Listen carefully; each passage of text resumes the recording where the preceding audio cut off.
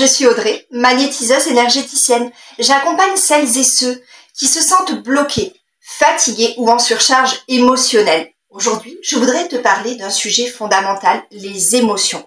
On les vit tous, on ne sait pas toujours quoi en faire et pourtant elles sont des clés puissantes de guérison.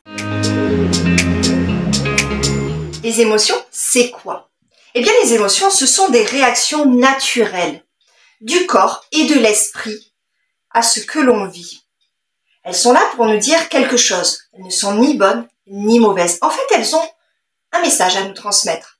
Par exemple, la tristesse va nous inviter à ralentir, à digérer une perte, par exemple. La colère, elle, a posé une limite. La peur, à rester vigilant. La joie, à savourer l'instant. Mais souvent, on les repousse. Pourquoi on les refoule et les conséquences? On nous a appris à ne pas trop pleurer, à rester fort, à ne pas trop en montrer. Et petit à petit, en fait, on enterre ce que l'on ressent. Mais ce qu'on enterre ne disparaît pas. En fait, ça reste là, dans le corps, dans les cellules, sous forme de tension, de douleur, de fatigue, voire de maladie. C'est comme si ton corps te disait « Puisque tu ne m'écoutes pas, je vais te parler plus fort. » Et là, il t'envoie un message à sa manière. En fait, tu sais, ce qu'on ne dit pas avec des mots, en fait, le corps finit par le crier. Une émotion non exprimée devient une mémoire énergétique figée. Et ça va généralement se loger dans des endroits précis. Ça va être le dos, la gorge, l'abdomen. Il est important d'apprendre à vivre les émotions. J'ai le souvenir d'une personne qui était venue me voir parce qu'elle avait une douleur pesante au niveau de la poitrine.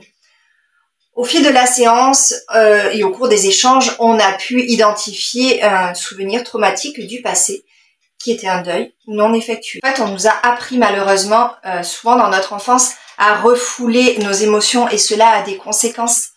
On nous a appris à ne pas trop pleurer, à rester fort, à ne pas trop montrer en fait. Et petit à petit, on a pris pour habitude d'enterrer ce qu'on ressent.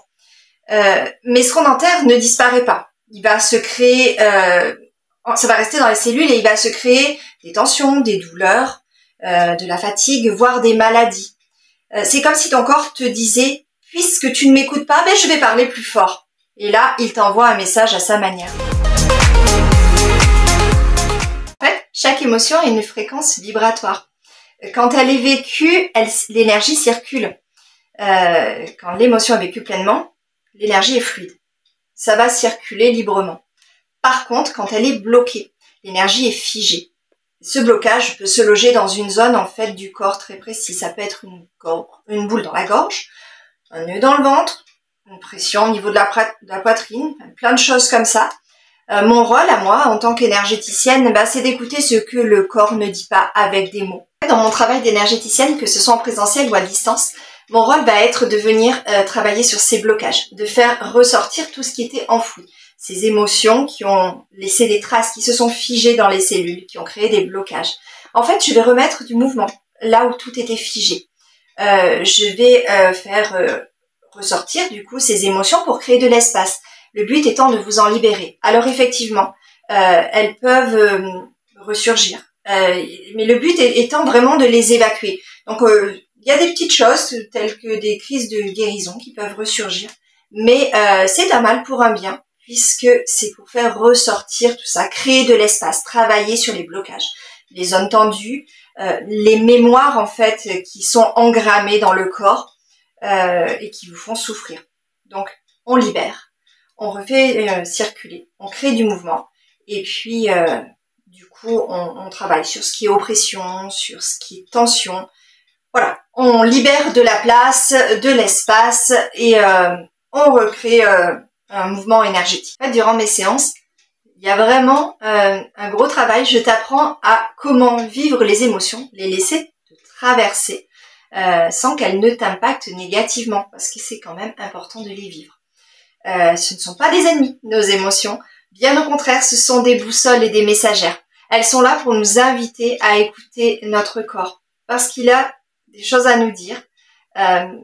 Donc si tu te sens en fait submergé, bloqué, vidé, fatigué, Vraiment, écoute ce que ton corps essaye de te dire.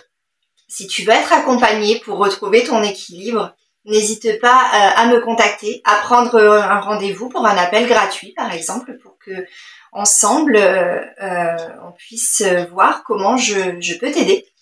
Voilà, pour ne rater aucune vidéo, tu peux t'abonner sur la chaîne. Et puis, merci pour ton écoute. Prends soin de toi. À très bientôt.